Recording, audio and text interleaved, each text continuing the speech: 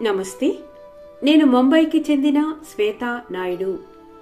నా కుమార్తె చతురిక పుట్టిన తరువాత ముంబైలోని ఒక ప్రముఖ బోధనా సంస్థలో ఉన్న నా ఉద్యోగానికి 3 సంవత్సరాలు విరామం తీసుకున్నాను. నా కుమార్తెకు పూర్తిగా సమయం ఇవ్వాలని నేను నిర్ణయించుకున్నాను. ఈ నిర్ణయం తీసుకునేటప్పుడు నాకు ఎలాంటి భయం లేదా అసురక్షిత భావం లేదు. ఎందుకంటే నాకు అమ్మా భగవానుపై సంపూర్ణ విశ్వాసం ఉంది.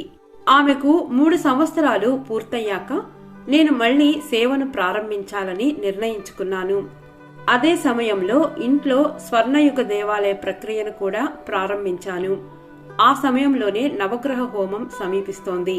కానీ నా చిన్న కుమార్తెతో ప్రయాణించడం చాలా కష్టంగా ఉండేది. ఆమె కొన్ని నిమిషాలు కూడా ఒక చోట కూర్చోలేకపోయేది. అందుకే ఇంతసేపు జరిగే కార్యక్రమాలకు ఆమెను తీసుకెళ్లడం నాకు కష్టంగా అనిపించేది. అందువల్ల నవగ్రహ హోమానికి వెళ్లాలని నేను ఎక్కువగా ఆలోచించలేదు. అయితే నేను తరచూ శ్రీ అమ్మ లేదా భగవాన్ దర్శనాలు తీసుకుంటూ ఉండడం వల్ల సంతృప్తిగా ఉండేదాన్ని. నవగ్రహ హోమానికి 3 రోజుల ముందు దేవాలయ ప్రక్రియ సమయంలో శ్రీ భగవాన్ స్వయంగా సత్యలోకానికి వచ్చి నవగ్రహ హోమంలో పాల్గొనమని నాకు స్పష్టంగా ఆజ్ఞ ఇచ్చారు. ఇది నాకు చాలా ఆశ్చర్యంగా అనిపించింది. వెంటనే హోమంలో పాల్గొనాలని నిర్ణయించుకున్నాను. ఈ విషయం మా దాసాజీకి చెప్పినప్పుడు ఆమె నవ్వుతూ ఇలా అన్నారు, చివరికి భగవాన్ స్వయంగా పిలవాల్సి వచ్చింది, లేకపోతే మీరు మా మాట వినరు అని.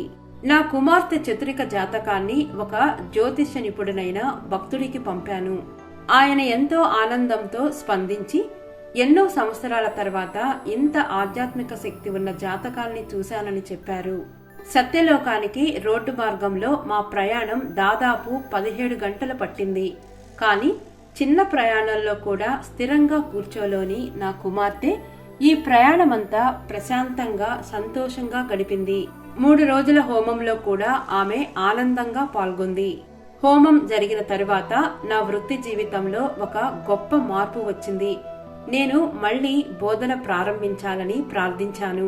కొద్ది రోజుల తరువాత శ్రీ భగవాన్ నా మనసులో ఒక ఆలోచన కలిగించారు. నేను ఇంతకు ముందు పనిచేసిన ఒక ఇన్స్టిట్యూట్ ని సంప్రదించాలని. వారిని సంప్రదించిన వెంటనే మొదటి సమావేశంలోనే వారు నాకు సౌకర్యవంతమైన సమయాలు, తక్కువ పనిభారం మరియు నా పూర్వ ఉద్యోగం కంటే ఎక్కువ జీతంతో పని ఇచ్చారు. ఇది నిజంగా భగవాన్ ప్రత్యేకంగా నా కోసం ఏర్పాటు చేసిన అవకాశంలా అనిపించింది.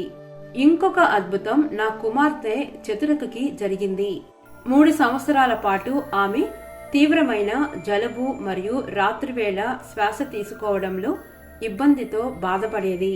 నవగ్రహ హోమం తరువాత ఈ సమస్యలు పూర్తిగా తగ్గిపోయాయి. ఒకరోజు పార్కులో 6 అడుగుల ఎత్తైన స్లైడ్ నుండి ఆమె వెనక్కి పడిపోయింది. పడిన శబ్దం చాలా పెద్దగా ఉండడంతో అందరూ వెంటనే అక్కడికి వచ్చారు. నేను కళ్ళు మూసుకొని అమ్మా భగవానుని ప్రార్థించాను. ఆశ్చర్యకరంగా ఆమె ఏడవలేదు, ఎలాంటి నొప్పి కూడా చూపలేదు. మరుసటి రోజు డాక్టర్ చూసి ఆమె పూర్తిగా సురక్షితంగా ఉందని, ఎలాంటి స్కాన్ అవసరం లేదని చెప్పారు.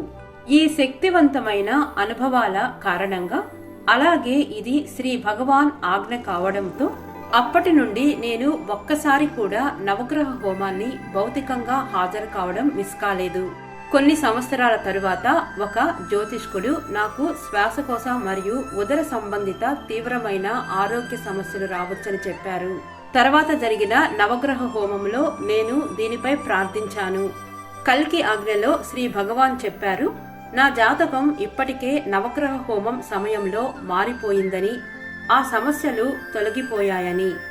కోవిడ్ లాక్డౌన్ కు ముందు నేను మళ్లీ నా కుమార్తెతో కలిసి హోమానికి హాజరయ్యాను. కొద్ది కాలానికి నా తండ్రికి తీవ్రమైన వెన్నుముక సమస్య వచ్చింది మరియు శస్త్రచికిత్స అవసరమని చెప్పారు. కానీ భగవాన్ కృప మరియు అంతర్గత మార్గదర్శకత్వం వల్ల శస్త్రచికిత్స అవసరం లేకుండా విశ్రాంతితో ఆయన పూర్తిగా కోలుకున్నారు. కోవిడ్ సమయంలో కూడా అనేక ఆసుపత్రులకు వెళ్లాల్సి వచ్చినప్పటికీ ఆయన కోవిడ్ ప్రభావం లేకుండా సురక్షితంగా ఉన్నారు.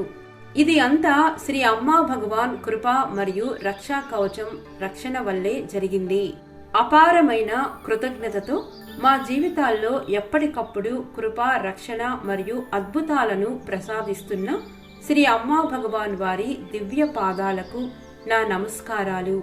జై శ్రీ అమ్మా భగవాన్.